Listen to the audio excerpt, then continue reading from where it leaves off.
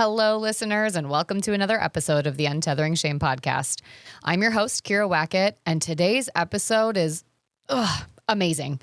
Look, I know I say this a lot, but trust me, I don't say it unless I mean it, and I really mean it about today's episode. My guest today is just the epitome of magic when it comes to her presence and the joy that I get whenever we speak.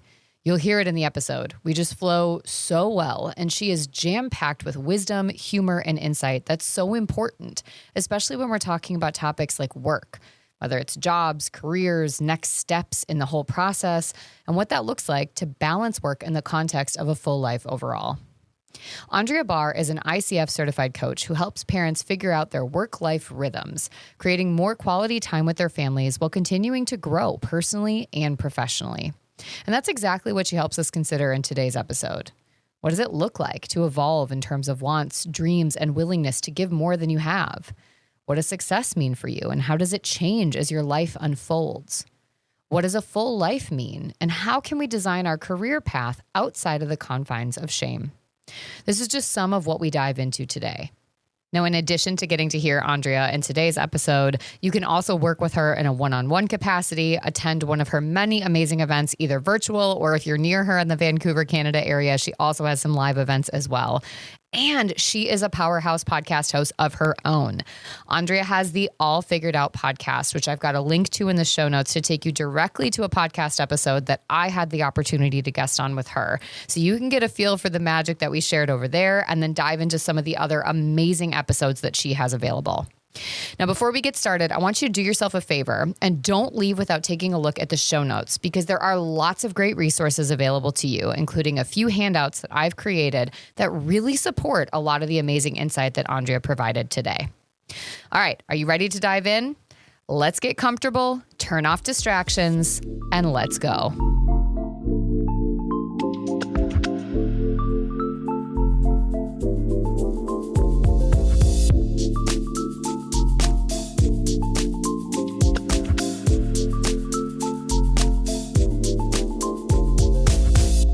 Oh, Andrea, I'm so glad that you're here.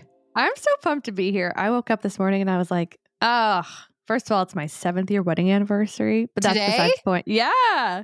Oh. But I was like, I get to chat with Kira again. Yeah. I get to hop on the mic. This is going to be a good day. My husband's like, happy anniversary. I was like, oh, yeah. Okay, Yeah. Get out of here. No, that comes back. I promise I'm all into like anniversary celebrations later. That's so exciting. Yeah. 7 years is like, is there like it's like itch brass or something? Is it? What is it? Itch? 7-year itch? Oh, yeah. I said that to him. I was like, I'm not feeling itchy. He's like, huh?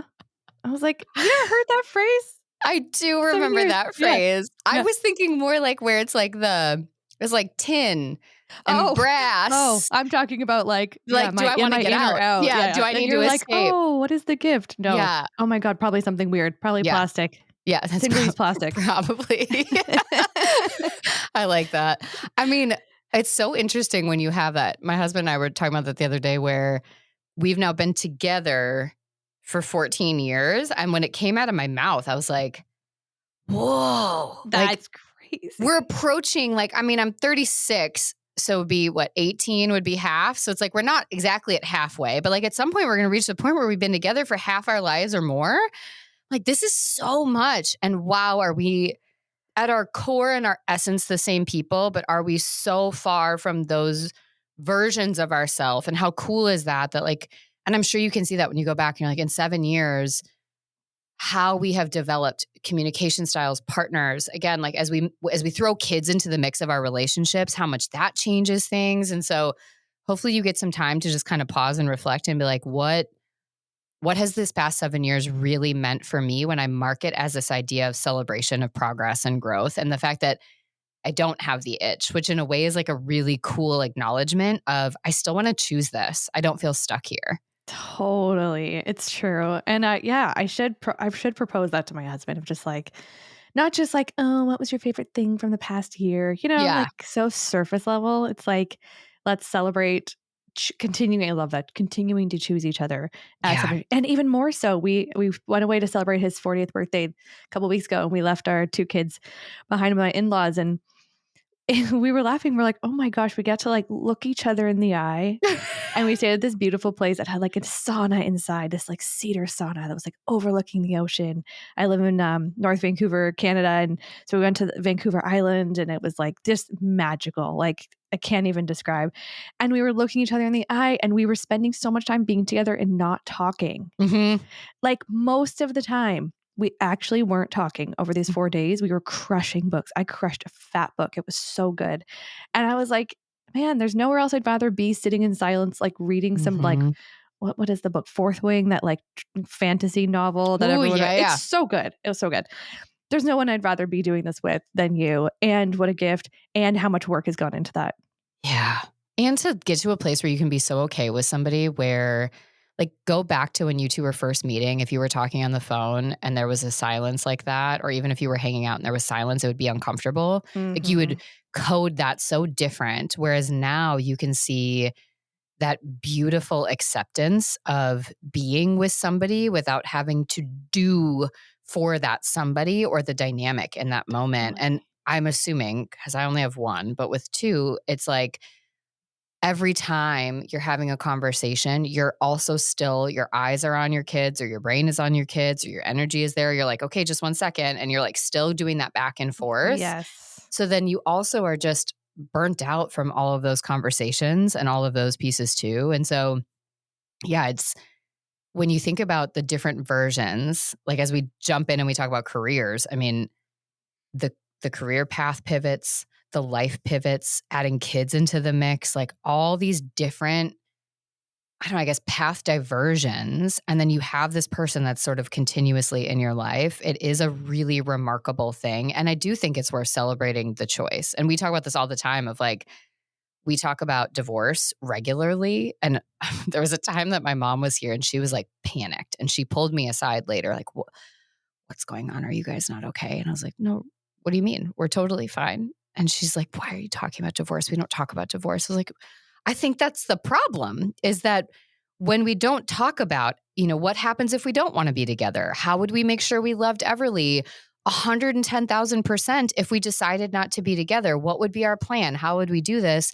Then you do end up feeling stuck. And that's where the storyline of, well, I've got to stay for the kids. It would be too hard to leave. At least it's not X starts to take over instead of going, oh no, we have a plan. If we didn't want to do Mhm. this anymore, I know that we have a very seamless plan that we could still show up and be the best parents that we could be in a different role and capacity, but with so much love and support for our kid and for each other that it's fine. So then when I do wake up, I do get to still say, oh no, I'm choosing to be with you, not I have to be with you because our name is on a bunch of different documents and we co-created this human. It's so true. And it's so brave to do that though. Like I did a podcast episode on my podcast with a woman who does she's a lawyer and she does estate planning, stuff like that. Mm-hmm. Wills, like it's the least sexy topic in the entire world. And we finished the process and doing that, and we were like, I feel so good to just have that stuff done and Yeah. taken care of. Like, Yeah. doing your contingency planning for your divorce, like that. I mean, we could like laugh about it because that's actually a hysterical thing to do, but it's because Mm-hmm. it's kind of funny, but it's actually so good and so brave. And you just have to kind of lean in and like that. I don't know, the anxious mind can be kind of relieved when you do things like that too. Yeah. When you're like, what happens if, and this and that, it's going to be chaos. It's like, well, then just do whatever you can to cut the potential chaos without having to ruminate and live in that space. Like I'm Mm, sure you and your husband don't live in the space of planning for your divorce. right. It's just, you took the air out of it by even having ever had a conversation about it. Yeah. I mean, I think so. We are in the process of doing the estate planning. And I Hard. was It's on, hard. oh my gosh, the first hour that I was on the phone with her talking about all the ways that, what happens if I die? What happens if we both die? What happens if when she's older, she gets married and it's a bad marriage? And how do we protect her there? Like all these things. And I'm watching Everly come out in the hallway and she's like running around in this like little dress up dress, running into the bathroom, going and talking to her dad, going back into the room.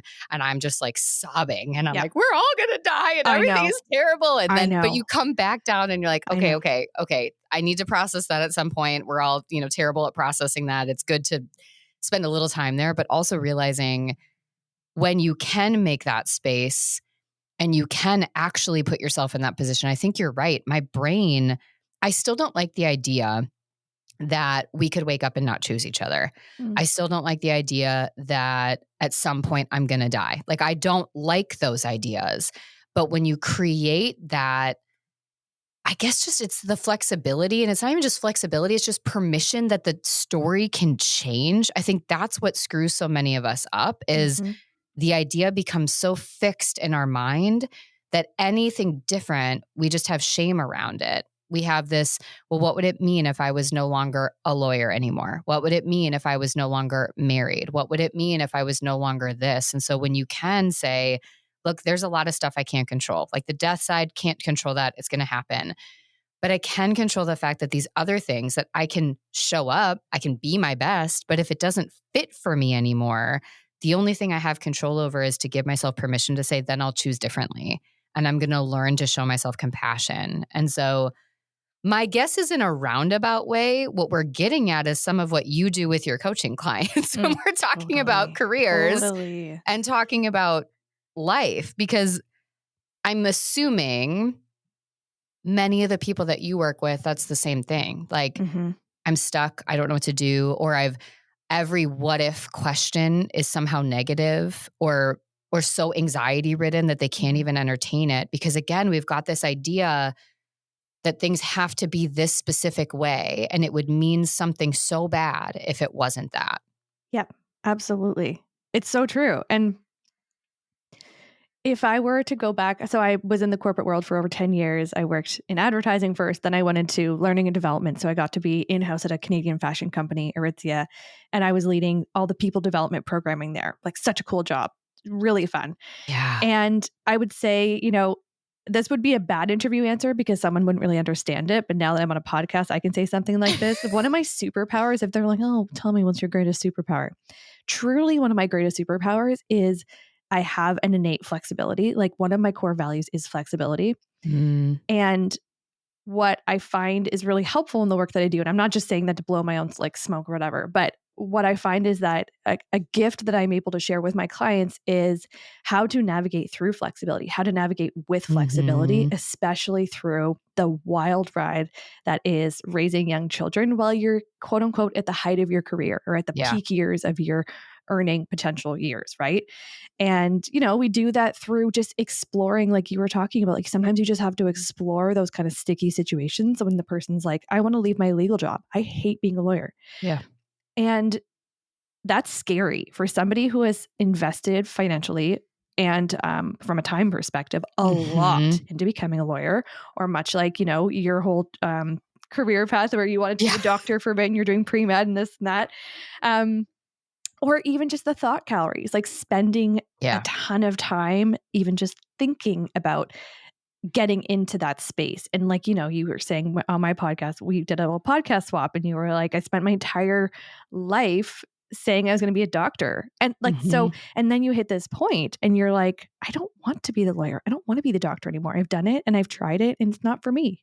And that's okay. Mhm. Going back to the divorce thing, like sometimes that happens too. And it's like so shitty, but these things happen. And so it's exploring the notion of flexibility and how a person feels around the word flexibility or how it has shown up in their careers. Like, are you okay with flexibility? Are you okay with getting into a situation where you've got to potentially diverge from the quote unquote path? If Yeah. somebody's become a lawyer, chances are they're pretty good at like following rules, learning what step comes after the next step comes after the next step, looking at, I don't know, all the legal documents and I don't All even I know know why is I'm torts. There's that torts in stuff. there. You Torts. gotta Yeah, know I took those. Law Yep. 101. Yeah. I only was really interested in like the interesting, like the Scientology cases or like the weird ones, Yeah, Jehovah's yeah. Witness, whatever.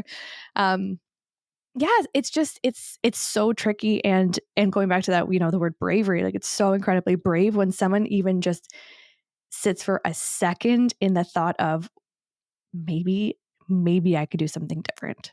Yeah. Yeah. Well, and the interesting thing too is, and I'm curious what your story was like growing up. I feel like, again, being raised by a single mom who just had her job. She never talked about if she liked it or she didn't. And knowing now she was addicted to the work. She's addicted to the storyline of being burnt out and then basically kind of self regulates through maladaptive ways and kind of functions in that way.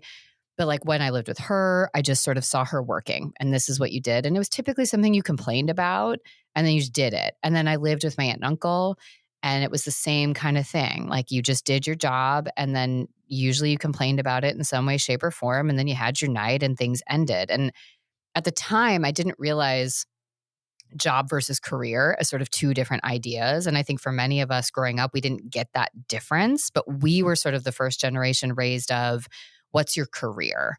What is it that you do? And I think I witnessed all these people having jobs that were just, how do I get enough money to take care of my family, to be okay, and just put the work in. I don't have to like it. My job is just to do it. And so I think when I dared to dream about medicine, that already felt like I was stepping outside of something than what I saw. And so then it was like, well, you were going to go for this and you're going to dream for this big thing and then you're just going to drop it. That feels like it was a problem on two sides. The shame of what is everyone going to think? Are they going to think I can't do it? Because I can't handle that. But two, then what? Because I don't like the idea of living and existing in work. And so how do you find that? And so at least for me, it felt like that was a lot of the story coming in was you just put your head down, you do your job. And I didn't want that, but I also was never really able to witness the dreaming, the expanding, the breaking out of it. And then the third layer of somebody daring to dream and explore and then it not working out or them not choosing it and then them still being okay as people. And so there was no modeling of this for me to go, that'll be fine. My brain just went, fuck no. You already put yourself at risk by trying this one thing that now you're going to say no to. You can't have that. And so which route did you have growing up and how did you get to this point where flexibility really could be a superpower for you? Because I don't think that is many people's norms, especially when we think about jobs and or careers. Mm-hmm. I feel compelled to first state my privilege. And it's I don't know. Talk about shame. I have shame around my privilege and the fact that I can sit here and I can say, I have the ability to be flexible in so many circumstances, whether it's in Canada, the US, or anywhere around the world. There's a lot of people who do not have the fortune of flexibility. So I just want to call that out. And now I'll be speaking, from my own just experience and to answer the question. But I grew up with a really, beautiful family and just witnessing a lot of beautiful, different people in our lives who had careers that they loved, jobs that they hated or whatnot. My dad passed away. He died by suicide when I was 4 years old, and he worked with my grandma in the family business and was always known as an incredible, his kind of legacy and what people talk about still is like, oh, he was an incredible businessman. You didn't want to negotiate on a lease with him because he was like, a shark, but then would equally people be talking about his like compassion and how he was like just a great person when he passed away. People would be reaching out to my family members and being like, man, he like just hassled me on that lease to like, open this space or whatever. But man, do I miss the hour-long conversations we have. So I always grew up with that, which was what was really cool about that was that I came from a family who really valued entrepreneurs and entrepreneurialism. And growing up as a little girl, him passing away when I was 4, really not knowing the guy, not knowing anything about him, I was like, oh, wow, in my genetics, that gives me there's an option there. This little brain is trying to understand and make sense of it all. And so in my brain, I'm like, wow, that is so cool. Like so many of my friends have parents who are in these, very traditional corporate ladder climbing careers or whatever. Yeah. And so they never even knew what the word entrepreneur was. And here I was, this little girl growing up being like, oh my goodness, I can be anything I want to be. Like I could climb my corporate ladder, but I also have this little gene code in me that allows me and gives me this ability or this permission to kind of take a different route. Because back then, like I think entrepreneurialism is super sexy right now and people are like really getting on board with it and it's cool and it's trendy. Back then it was I don't know. I don't remember growing up and knowing a lot of people who had parents Yeah. who were entrepreneurs. I wouldn't say that it was like coveted. It wasn't weird, but it was just, you just didn't know a lot about it. And so I feel like a huge privilege that I had was just even growing up with that belief that like, oh, I can choose my own adventure here, which was really cool. Mhm. Now, couple that with the fact that I actually went to a little all-girl school in a town in Ontario, where I can honestly say I did not grow up with the belief in any sense of the word that I could do anything different than a man. It just wasn't even a thing Mm. because I was surrounded by women. I had an incredibly like just my mom is so strong. She raised 3 girls. My dad passed away and leaving 3 of us daughters behind. And my mom just kept moving forward, like one foot in front of the other, kept going. And that coupled with going to an all girls school, like there was just no belief that I was different than a man. Didn't even think about it, to be Mm. honest. Then I get a little bit older and people are like, "Oh man, like women can do whatever." I'm like, "Yeah, of course we can." Like, why do we even have to Why are have we that even discussion? yeah. So these are some of the really cool experiences that I had growing up, which I'm just so grateful for because in my upbringing, those formative years, like so many of these elements of like choose your own adventure, you can be whatever and whoever you want to be. Like those were um those were the options that I saw I had. Now, that doesn't mean that I didn't also believe that I had to climb a corporate ladder, which it did, because I thought that I had to put in my time. Like, I got to go grind it Mm. out somewhere doing something before I could even make that entrepreneurial jump. And I know Right, it to sounds earn crazy, it. but I always knew that I would be my own business owner. I didn't know how, but I did think that I had to grind it out and earn it first. So that's interesting. Hmm. And, um, and one thing that I think back on now is that I never really got asked the question of like, who do you want to be? It was always, what do you want to do? Mhm. And now I look back and I'm like, oh, first and foremost, my husband and I look at our lives and we're like, who do we want to be in this life? And, who do we want to be for when we're raising children and that sort of thing? And, how do we want our life to look? And then what we do now is we layer on, okay, and what careers will support that to happen, Mhm. to have time with our kids, to travel, to go back to Ontario where my family's from, to do all these things. So I mean, to make a super long story short, my journey was get a marketing degree, graduate, almost go into law because I don't know, everyone was writing the LSAT. I'm gonna write the LSAT too. Didn't do very Mhm. well actually, and then go into the marketing space and then had kind of an existential crisis at the age of ripe age of 23 or 24, where I quote unquote hit burnout. Like, what? But I did, I can, at that time, I can feel what I feel. And I was like, what on earth do I want to do next? And so, there's so many stories in months like the story I'm describing here, but this was a really interesting moment in my journey where I wanted to leave advertising. Kira, I'm going to be honest, I was crushing it. I can imagine you I are. was I'm sitting here like, crushing it. I'm glad you I was burnt out. Like, that sounds shitty to say, but I'm glad you burnt out because oh, you me could too. have probably made it and then, been doing it for 20, 30, 40 more years. Uh, I was looking at my managing director at the time, this like beautiful boss of a business person, Mel Johnson. And sorry, Mel, to put you on blast if you're listening. And she, she was there on the weekend with me. We were working on a pitch. So we were like pitching for a huge piece of business, a big bank, whatever. And she was there and her kids were at a birthday party and I remember her on the phone and she was like, no, like you can't wear the sweatpants, blah, blah, blah. And like she was like communicating with like via the nanny. And I was just like, man, like good for you. Like, you're doing what you want to do. But like Yeah. I was like, man, I don't want to do that. I don't want to be Mhm. you. And that was kind of that pivot point. Then I was at my yoga studio. I was going to like a ton at the time and it was really helping. And there was a teacher training coming up. And I was like, I've never felt so pulled to do anything in my life. I was like, Mhm. I want to do that. I had the deadline to sign up was in a couple days time. And that would have meant that I had to give 3 weeks notice. I would have had to give 3 weeks notice that Friday. And this was like a Monday.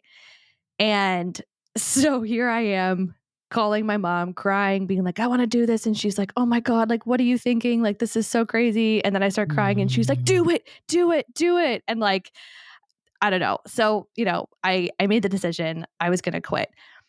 at the same time, the most interesting part of this part of the story is that at the same time I quit, then I felt like I had to rationalize what this quitting was going to mean. So I Of started course. telling people I was going to go do my MBA. Kira, I see the poster to do my yoga teacher training. That's what I felt called to go do. I didn't know what it was going to lead to. But in order to be okay with telling anybody that I was A, leaving the company, and B, going to do my yoga teacher training, I'm like, I'm going to go do my MBA by way of my yoga teacher training. Like, what the fuck? And I mean, like, how ridiculous is that? I mean, I've done the same things. Every job I ever quit was either that somebody was dying. It was my grandma every time, pretty much, of like she's dying from some terminal thing and I have to go be with her, or some bigger jump. And that's what it would feel like, is I'm going to go make this bigger jump. And it is, I mean, that was self-preservation. You were just trying to make sure, and that's probably what mom's reaction initially was too, was like, I mean, and let me pause for 1 second before I say this. I really appreciate the fact that you acknowledged your privilege. I think it's incredibly important that you did that. I also think that sometimes we reduce our experiences and assume that there are certain traits and factors that then we don't get to call out that made things hard. So then it's, well, your whole life was privileged because you're white, you had these things. Yes, you are correct. There's a certain degree of privilege that you had. You also lost your dad at 4 years old, and you grew up with a single parent who inherited 3 children by herself and then had to figure out how to move forward. And my guess is that she maybe made it look easy, or your sort of false memories in your healing made it look easy. But I just want to call out that it wasn't just privilege. There's resiliency and grit and a fuck ton of healing that had to go in there. So I need to say that before I come back and call mom out, because Thank you. In that phone call, I can imagine she's going, oh my gosh, because she's got survival brain of like, I mean, she just had to pick up and run.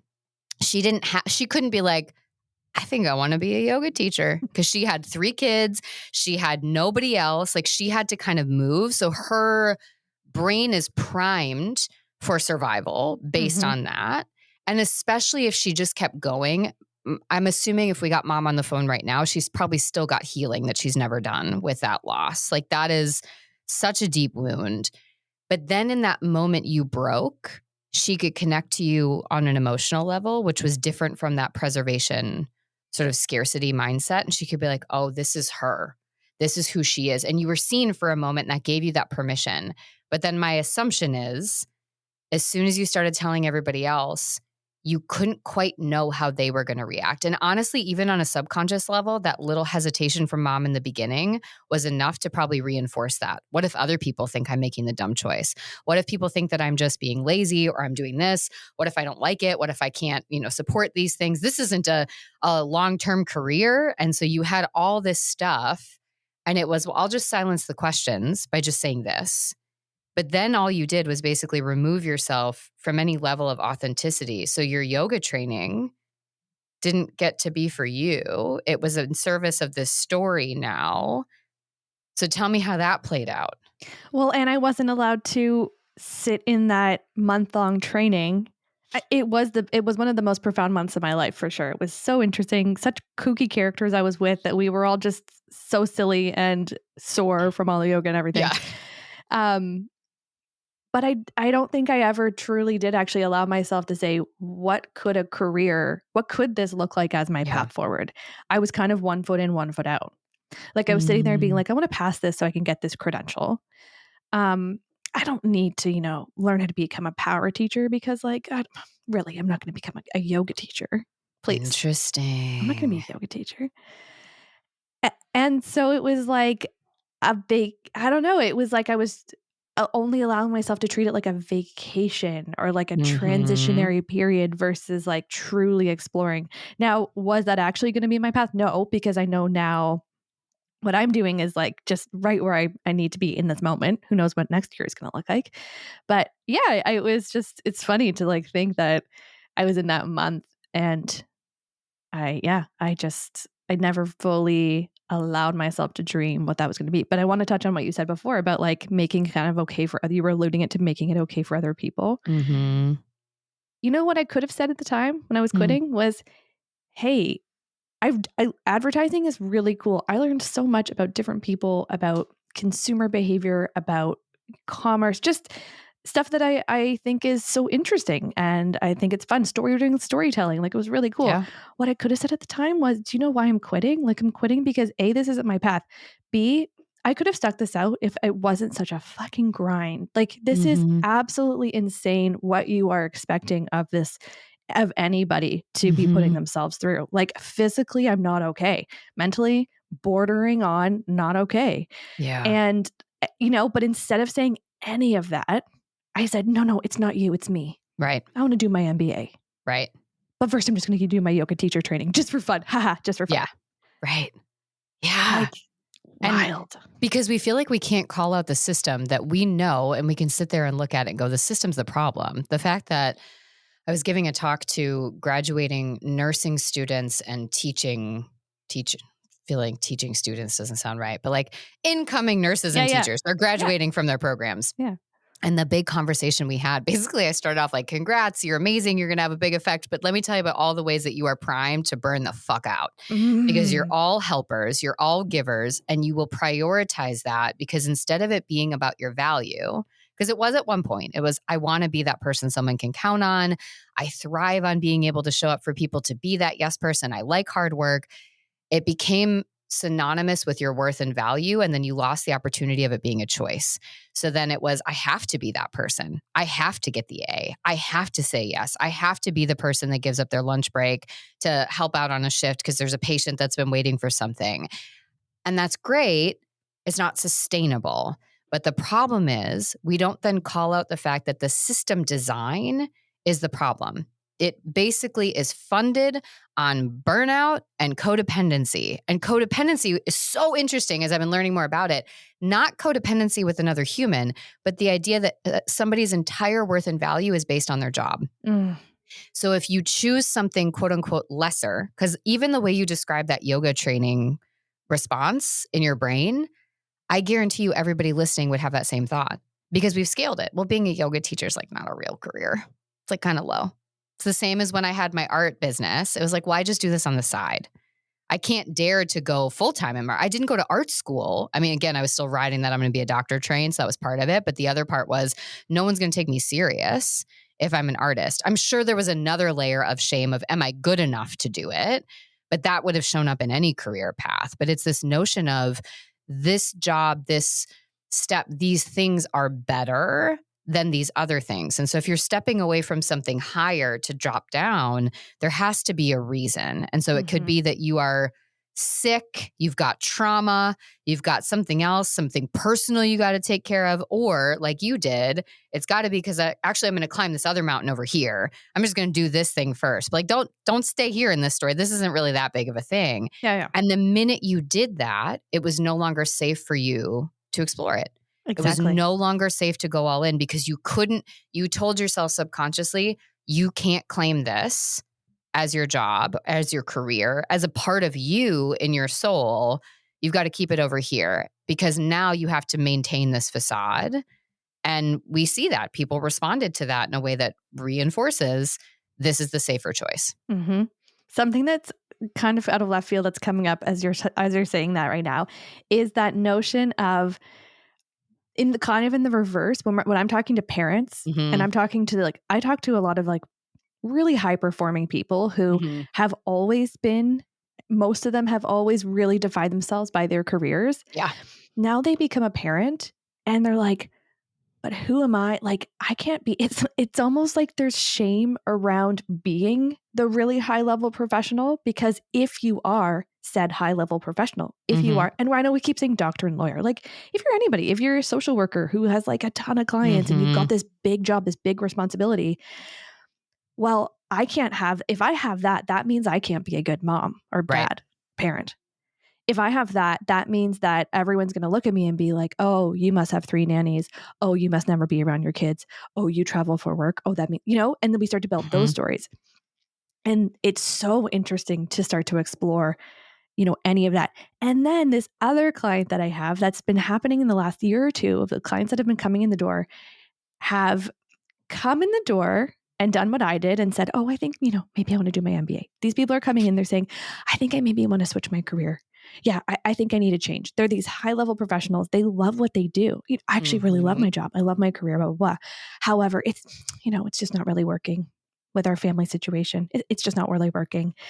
And I should make a change. I think I'd like to work part-time. I think I want to work 3 days a week. Maybe, who knows, maybe I'll just become a XYZ. Mm-hmm. And then when they quote unquote graduate from working with me, or, sending them on their merry way and they've gotten what they wanted to get out of, I'm not kidding. 99% of those people continue to stay in the job Mm-hmm. because that's not actually, they thought that that's what they should say. That's what they Mm-hmm. thought. They should knock down my door and say, hey, I need a career change because I'm a mom, so I can't be this high level professional. Right.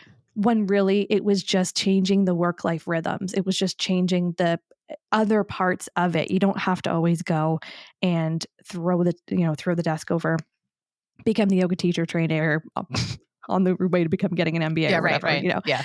So it's so interesting. We're all so different. And I don't even know where I was going with that, but like, it's Well, just.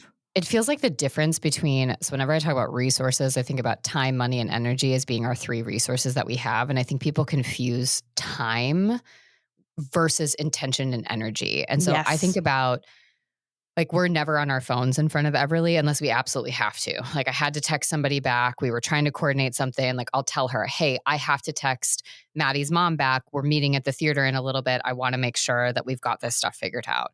I never am sitting on my phone. She doesn't know what Instagram or Facebook is. Like, she doesn't know any of those things. She's never around it. And so when we are with her, it is, you're with her, you're present. It's okay if we need space. Similar to like last night, she's very similar to me. The two of us hung out after dinner. We didn't talk for like 45 minutes. We both just did our own thing in the same room. I was coloring a picture. We had just went to go see yesterday. And so we were coloring imaginary friends. And then she decided she wanted to go build. And then she was reading books and we're just like hanging out. But I don't then take that opportunity to pull my phone out. Now, I don't want to scapegoat somebody that's doing that and be like, oh gosh, you're a villain, you're the problem. But I think a lot of the times what we do is when we have kids. So I was right before I had Ev. So I had her and then the pandemic happened 2 weeks later. But before she was born, I was like, I'm coming back full time as a therapist. I'm going to be in the office. I'm going to do X, Y, and Z. I'm going to still take evenings. And I felt really good about that. Obviously, like, COVID probably made things a little bit different. I don't know if I would have gone back in the office in the same way, but I took patients back on. I was doing all that work and I enjoyed it. I still enjoy it. What I struggled with, I think for me, was this feeling like I was never doing enough on either side. And I coded that as a problem. And then as we got older, or she got older, I was like, I need a fucking break from her. I was still doing everything from home. My burnout happened from that. It's really hard to have your home space be the place where you're doing trauma therapy. Like, that is not how the system design is. That needs to be done somewhere else for the client, but also for me as the therapist. So I can leave it there and not say like, oh, at the time I was doing therapy in my bedroom at a desk in the back and like 4 feet from that was my bed. And it's like, you can't change the energy that much. And so that was part of it. But what I struggled with was feeling bad when I needed space. Even things like, I just want to go be with a friend for a little bit, because you have this idea that you are supposed to want to be around them all the time and you're supposed to give them 110,000%. But again, what we confuse is I can give her my intention and energy. But if I do it all the time, I still have the same amount of water. I can't make new water if I haven't gotten a break. So then it does get watered down. I'm shittier. I'm shorter. I am annoyed. I'm looking for memes on, whatever, or like reels on Instagram that basically are just like another mom calling out how fucking annoyed we are being with our kids. So then you have that. But then on the flip side, I do want to go do all these things. And now I'm feeling bad because every time I say yes, like a few weeks ago, I had 3 speaking events and 2 of them were traveling events. Now, post-COVID, most people don't do it at all anymore. So I do a ton of corporate wellness work. It's all virtual. Well, people started doing in-person stuff. And I had 2 events and they were both like kind of longer drives up into Washington. And so I'm like, okay, I've got this coordinated. My mother-in-law was going to be with her. I had everything worked out. She was picking her up from school one day. Like, everything was good. But I felt like a fucking terrible mom because I was gone for not even 8 hours. I was only gone for like 5 hours, but I was like, that's terrible. You missed this and you missed this. You have to make up for it this weekend. And so Yes. I see both sides of it. What I think I struggle with, and I don't know if this is what the conversation ends up being, that feeling like I'm never doing enough in both sides is actually a really powerful feeling to covet. Of my husband used to always say this when we were in our early 20s of like, we needed to leave before it was bar time. Back when going out and staying out until 2 a.m. sounded fun. Now like 8:30 feels late. But like we can't close the bar down. We got to go home. We need it. Like nothing good happens after midnight. And his whole thing was to leave the party before you wanted to leave wanting more. I didn't realize how important that is when it comes to all of our different roles, is to be able to leave work wishing we could do more work, and then to leave time with our kids wishing we had more time with our kids. When you reach the point where you're just drained on either side, you're not serving yourself or anyone else around you well. And so the struggle is, for some people, that time is you're going for that high job. And high, not necessarily with money, but maybe it's more energy, it's more time, whatever that cost is or whatever that investment is, that is where your balance point is. It's maybe 4 hours on in the parent role and 12 hours on in the career role, but those 4 fucking hours, man, are you in it? And you are all about those kids and you are giving them everything that they need and want from you in that moment. Maybe some days you don't have it because you're at like a 2, but you're able to do that. And I think the struggle for many people, and it's the thing I'm learning to deal with right now, is the balance point between striving and being. Like I want to do, like when I had those 3 days at the speaking events, I was like, fuck yes. I need more of this. Like I'm having some shame come up by saying this, but I'm going to just say it anyways. I'm really fucking good at speaking. Like Yes, you I'm are. going to own it. I'm going to say Yes, it. you are. I love it. And I thrive there. And I can make people feel safe in a space that normally feels cold. And I really enjoy that. And I want to give that in the world. And I am like high for days after that in a very healthy and adaptive way. I also know that I'm a better parent when I go and do those things. But then what I'll struggle with is those stupid fucking posts that tell you only have 18 summers with your kid and you've only got these things. Get out of here. And then it's like, gosh, there are days that I just want to be with my family and I want to create a life where I can pick those days when they happen. But why is it then that I feel bad when I go, like I'm not choosing my daughter. I'm just choosing to fill my whole cup, not just part of it. And I think that, obviously I'm just saying things that you already know, but I think that is the thing that people struggle with on either side, either that feeling like, but I've got to work, I've got to make the money, this is my responsibility, I have to make sure we're secure and safe and all those things. So they feel bad stepping away, stepping back. And that's where it's, well, I can't just be fill in the blank. Or on the opposite side of, but I don't want people to think that I don't love my kid. I don't want people to think that I'm not involved and that I don't care. Both sides are about external approval and self-preservation, because the reality is everybody's balance point is different. And this is definitely something that I'm not saying this for the first time on this podcast. 2 things can be true at once. Yeah. And I was listening to your episode with Ashley Powell from, I think it was a couple of weeks back, maybe in April. And you mentioned wanting to sink into your work and how excited you were to go to your beautiful basement setup that you have that says choose life and your beautiful palm, and how you were like, oh man, I'm so excited to sink into work today. And then at the same time, boom, you said, that must mean that I don't want to be with Everly, that I don't love her. And it's true. They're 2 separate things, and 2 things can be true at once. You can equally want to sink into your work and just get in there, reach new heights, grow personally, grow professionally, fill up your cup, go speak to millions of people out there and inspire them with your beautiful words. And at the same time, be so excited to go back and have a snuggle. Yeah.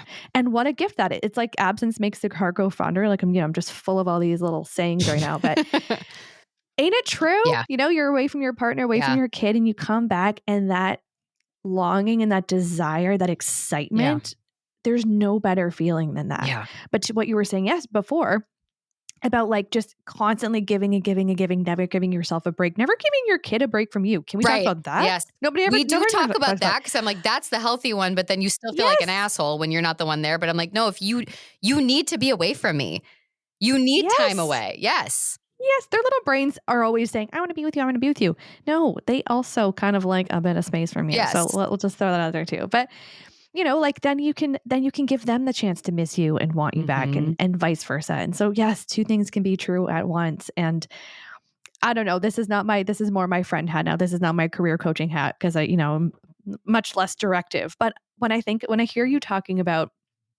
your speaking and how much you love it and how Mhm. good you like now this is now our second podcast we've done together.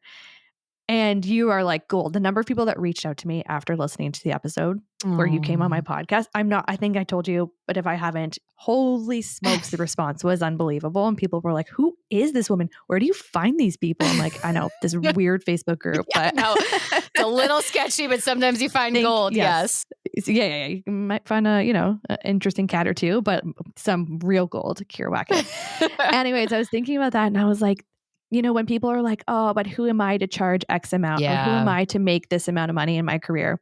And I know it's not all about money, but let's talk about money for a second. I'm like, that is why, because you not only can speak, but you're really fucking good at it. Mm. That's why you can and should justify doubling, tripling your rates because what that would allow you to do is give your voice to the world. And you're so good at it. And people would pay, a rate that at first they might be like, oh, that's kind of expensive. Then they'd see you, they'd have you, and they'd be like, oh, yeah, worth every penny.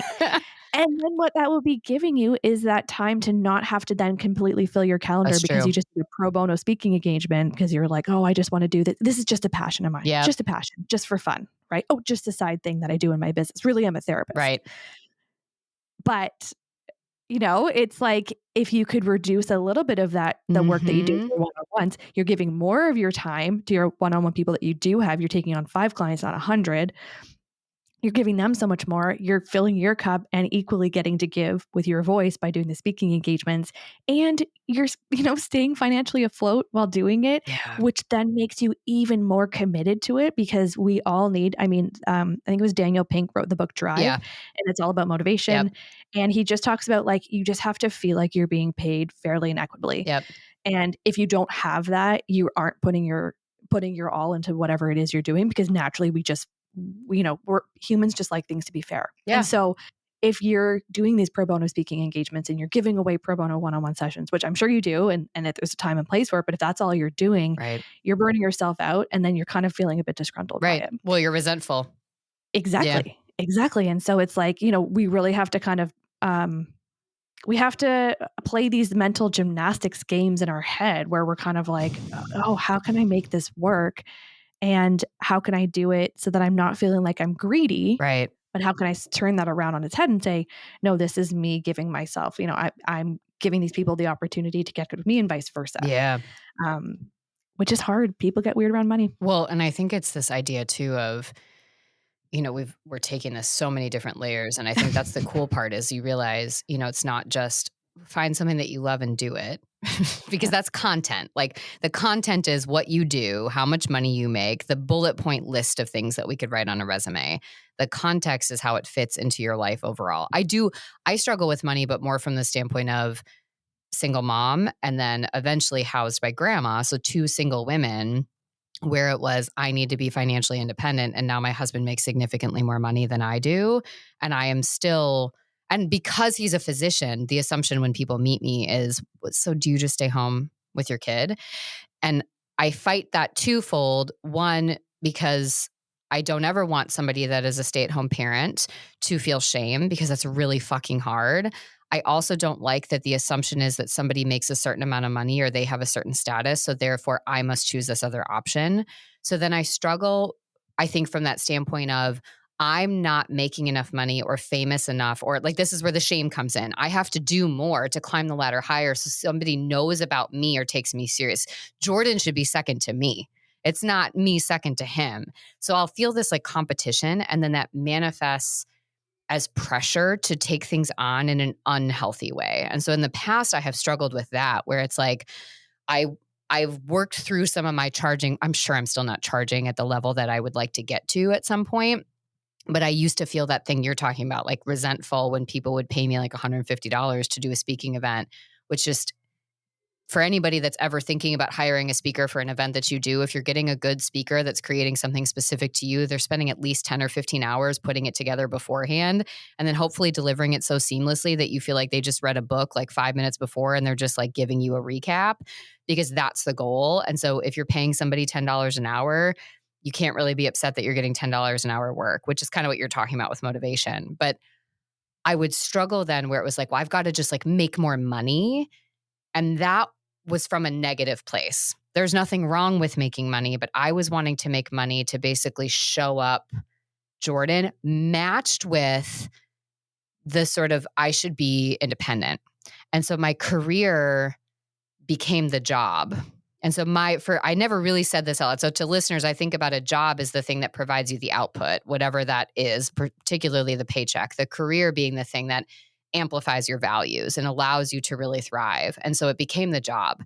And then it was just how many clients can I take on? How many things, how much money can I make?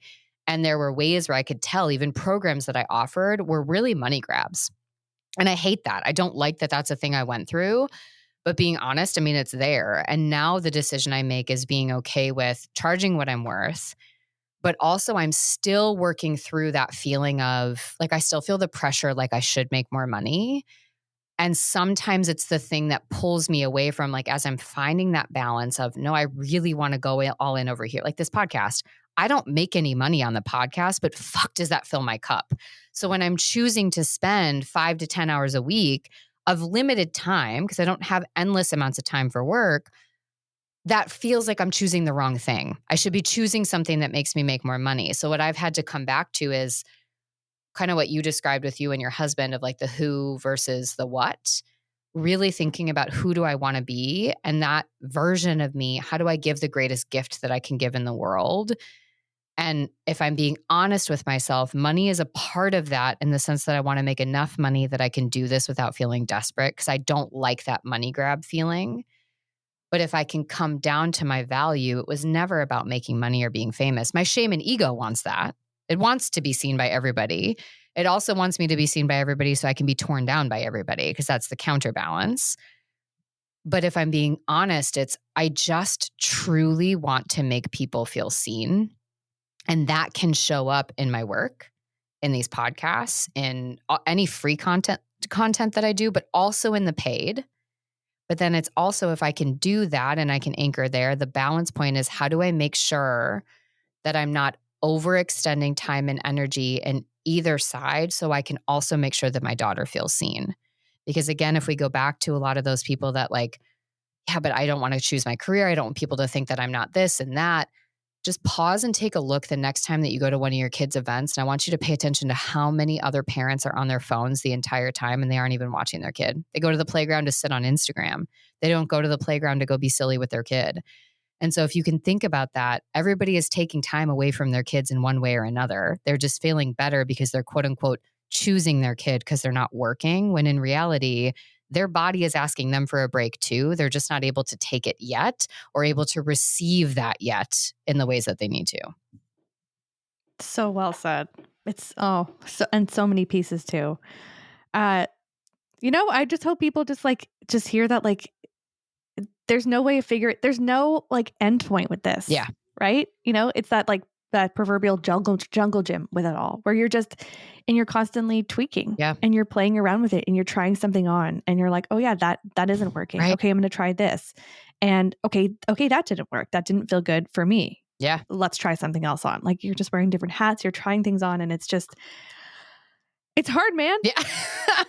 I mean, but that is where I think, your superpower that you share with the world. And so people listening to this, I mean, if we pick any role, whether it is our entrepreneurship hat or if you're working in a corporate setting, if it's like your parenting role, I mean, that's what parenting is like getting comfortable, just trying shit out and being like, this might not work. We're just throwing pasta at the wall right now. And then taking the pressure off that we have to get it right. Like, life gets so much easier. It's still hard. It's difficult to work. It's difficult to have kids. It's difficult to exist in this world that is in a constant state of burnout and overwhelm. But I think that you are able to give people that, like when you talk, as like when I'll feel that sort of anxiety, when I imagine that part of my brain that kind of is like, go, go, go, do, do, do. you give it like a pause long enough to just like take a breath and to realize you can keep doing that, but it feels like your body's asking you not to. And what would that look like if we were to not do that? What would that look like for you? And you kind of bring in that design thinking, like how might we create a Yes. life that isn't about your shame story that you're supposed to make a certain amount of money, or your shame story that you're the man in this, heterosexual relationship and your job is to provide because that's what your dad did and what his dad did. And what if you didn't want to do that? And how do we break out of the stories that were handed to you that you were never told? But let me tell you real quick, you have the right to sit down and pick a different one and then really work on creating that. So then what feels good to me now? And I go back to the thing that when I did career advising, so I was a career peer advisor as a senior to freshmen starting in their undergraduate careers. And my mentor there basically said, your job is to help people recognize when they're like, I've got to pick a major. I've got to do this. This is what I'm doing with the rest of my life. Like they're 18. Their brains aren't even fully developed yet. You at 22, as they're talking to me, shouldn't even know what you're going to do yet. The goal is to, instead of somebody thinking about it being the rest of their life, to just go, what's the next right step for me? And it feels like that is what you are able to give people alongside of the healing and the compassion and the grace that's needed to shed some of those stories that they've had with them their entire lives. Thank you. I appreciate that. I appreciate being seen in that way because that's who I am. It's who I want to be. It's who I strive. We're not always perfect. And it's so true. And, if we want to keep going, like, from this like super high level plate, oh my gosh, I'm like losing my train of thought, but I'm just like, I feel moved by that because I think it's what's that next step and how might you resource yourself in a way or, harness that bravery that allows you to just follow that inkling. And I mean, I can always be of two minds. Like on one hand, I can be super rational. I love a spreadsheet. I love a pro con list. Like I love that sort of thing. And at the same time, following my gut a few times in my life has been the greatest decision and unlock in my life. Doing that yoga teacher training, I can't tell you how many times that has shown back up in my life. I recently led an event here in Vancouver where it was for parents, so niche. It was for parents. We started off with a 45-minute workshop on talking about how do you create your ideal schedule as a parent? How do you like dream up what you really want your schedule to look like without any barriers, without any boundary, just go for it. And then how do we kind of drill that back into your day to day and like what does that say about who you are, your values and that sort of thing? And just a bit of discussion, bringing women to, it was just ended up all being women. We were building this community. Then we ended it in a 45-minute super cozy yoga flow that I led. That's amazing. Because I can. And it was just this moment of like, yes, like I followed that weird little hunch and that weird little poster at my yoga studio. I told people I was getting my MBA, but who cares? Like, it was this full circle moment of being like, I'm doing the damn thing. Yeah. And like, that was one of the first times I actually taught a yoga class since like the 10 years ago that I did that yoga teacher training. Like that's the best part too. I've only led a couple yoga classes, but like, it was just, I felt so called to do it. And I was like, yes, these are my people. And people were reaching out after being like, damn, I needed that. Can you do that every week? And I was like, okay, I gotta, that's still on my shoulds or my to-do list. But, it just feels so good. And Kira Wackett and I could absolutely just talk at this like hypothetical level, probably for the next 4 hours. But I want to give like, have you ever done talking about design thinking? Have you ever done a reverse brainstorm? Oh my gosh. Yes. Okay. That is the best. My husband and I have like actually done it, just the two of us. We've both done different types of like facilitation. He's still in marketing. We actually met in advertising. So talk about following a hunch. I went into advertising to meet my husband to then leave advertising, but I kept the guy. We have 2 kids, so it all worked out. But we've both done it like when we've like, facilitated like groups or whatever. And him and I have done it as parents, sitting down together, being like, okay, we can't really figure out a way out of this sticky situation. And so literally the exercise that you can do with yourself, with a friend, in a group, whatever, at work, like people love it, and you're shaking your head, I know you know about it. It's like, you just take the how might we or how might I problem, and then you reverse it and you say, what would be the solution in the reverse? So it's like, how might I find more time for self-care during the week. And instead of asking that question, it's how could I like completely deplete and detract from myself, in the weeks Yeah. or whatever. It's like, okay, I'm going to be on my phone first thing in the morning and when I wake up. I'm not going to work out. I'm not going to go for a walk. I'm going to have Mm-hmm. McDonald's every day, whatever. And so you're coming up with these it's so fun because you let your brain go in these like funny places because you're like, oh, it's not real. Yep. And so you go in these funny little routes. And then you reverse it again. And so you take all of those and you're like, okay, I'm going to be on my phone in the morning and I'm going to be on the phone at night before I go to bed. What's the reverse of that? Oh, a bit more space for my phone. Yep. For me, for some Yep. people, that would be it, right? Or like, oh man, I have a hard time drinking water. Like that would definitely be on there. I'm going to not drink any water. I'm just going to drink coffee all Yep. day, every day. It's like, okay, so you know what that's telling me?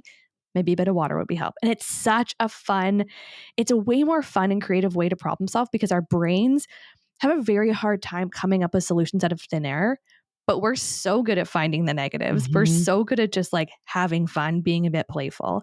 And so if you want something to like actually work your way through any of this, like that's a great way. I do this with my clients sometimes when we're really, really stuck and I'm sitting there, I'm like, I don't know what my next question is here. Yeah. And I'm like, okay, stop everything. Yep. We're going to do a reverse brainstorm. And it is so much fun. So I mean, I hope that can help anybody who's in it because I am also just sitting here being like, man, if somebody's like listening to this and they're like, oh, I am in it and I don't know my way forward. Like, first of Mm-hmm. all, I see you and I've been you and it's so hard. And if you're also a parent or a caregiver or whatever, like it is a lot. And one step forward Mm-hmm. and throw spaghetti at the wall, like Kira said. Just try stuff out. Also, like when you're thinking about like a lean Six Sigma model or whatever, agile methodologies or whatever, like what's a minimum viable product? So like coming out of that reverse brainstorm, what's a tiny minimum viable product? What's something that you could try? Yeah. Say you're Kira and you're like, hey, I actually wanted to be an artist at one point. Then I wanted to be a doctor. Now I'm a therapist. But what if I want to like do this art thing again? Mm-hmm. What's a minimum viable product? Like what's something that you could like commit to that would feel really good for you? Is it this like Instagram account where people are watching you paint? Right. Oh my God, I love those ones. And we'll do a therapy session at the same time. Like I'll And just then be there's talking like about it. there, Yeah. yeah, you're just like asking questions while Yeah. people are watching you paint. I like it. But I mean, I think what you're saying In is another way. like 1% changes. And even in that regard, like when I started noticing that, I was like, gosh, I used to do it for me. Like, how do I make sure that I bring that back? So now, like 2-3 times a week after dinner, we always trying to do some sort of quiet activity. Everly and I will just sit and draw or sit and paint or like even random days, like I just paint her face just to like Oh, get paint out and like be creative. And we do different things. Or like we have people coming over later and I know that their girls are like obsessed with face paint. So I was like, just so you know, if they want me to do that later, I'll do that. And it's like just ways to bring. I mean, I think a lot of what you and I do is similar, just through a different scope of practice, because so yep. much of it is how do I lean into my values? My value is in creativity and sort of the expression of my creativity as a way to co-create safety for other people to do that. And so it doesn't have to be, I'm selling all this art and I'm making all this money. It's just, I'm taking the opportunity to put pen to paper and being like, I don't know what the fuck's going to happen, but let's just try it and see. And that risk taking feeds back. And I think, yeah, well, we already know, we talked about this offline, that you have to come back because we knew coming into this that we weren't going to want to be done talking. So we're going to No. come back. We're going to have at least one more episode. I think that, I'm hopeful that whenever I think about an episode like this, I think about people's brain pond. Your brain is programmed for comfort. It just wants consistency, predictability. It wants comfort. The predictable shittiness is comfortable. So people doing the thing that they're complaining about, they've been stuck there for a while. And this is what you see with clients coming in this space. I'm like, I know I need something, so maybe I just should do this. And then it's just this like desperate, I'm burnt out and this feels like the only answer. And then a lot of what you help them see is, oh, if we explore, it's very different than burnout and resolve. And so hopefully that as people are coming in, our goal is to make your brain just a little less comfortable by just introducing the possibility that what you're doing right now doesn't have to be your forever. And it would also be okay if how you're living your life isn't in alignment with what you really want. And to just name that. You don't have to change anything. You don't have to do anything different. Just allowing the possibility that it would be okay if you didn't do or be or have or whatever X, and just allowing that Totally. there.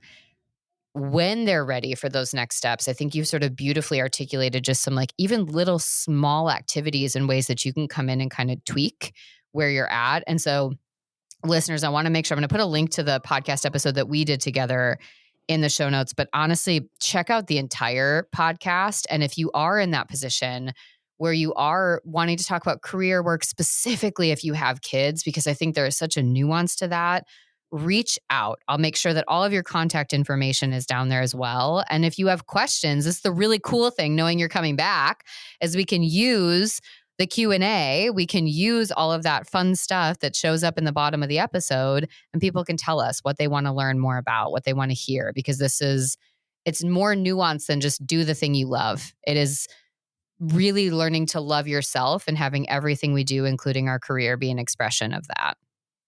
Can you write my website copy for me there, Kira?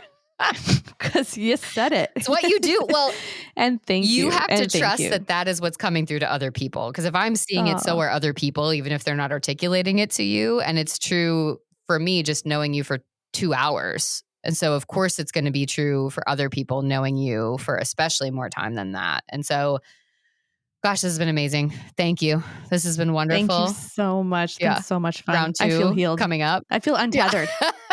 Yeah, we're just going to leave all the shame there. It's fine. And, I'll just think about my next way to shift and pivot and to lean into my speaking. Because I think you're right. It's that like, I don't think there's ever going to be a time where we don't feel like we're fucking up in some way, shape, or form, because we live in an individualistic culture that puts way too much responsibility on each person to be it all. So I think it's like also just radical acceptance. That thought isn't ever going to go anywhere. But sometimes I think I'm letting it make the next decision a bit too often for me, and being okay with saying, like, even just feeling bad asking for help for a few days in a row with my daughter. Like, I don't need to feel bad. People want the opportunity to show up for you. People want the opportunity to help. And so just kind of moving through that. So yeah. All right, everybody. New episodes every Sunday. Be here. Also stay tuned. Please fill out the Q&A, because this is just round 1. We have at least round 2, maybe 32 more episodes in us. It's just going to be, it's an open door, and this is amazing. I appreciate it so much. Thank you. I appreciate you and all the work that you're doing here. It's amazing. And you host such beautiful, open conversations that are just fun to have. So thank you. You're so welcome. All right, everyone. We'll see you back here next Sunday.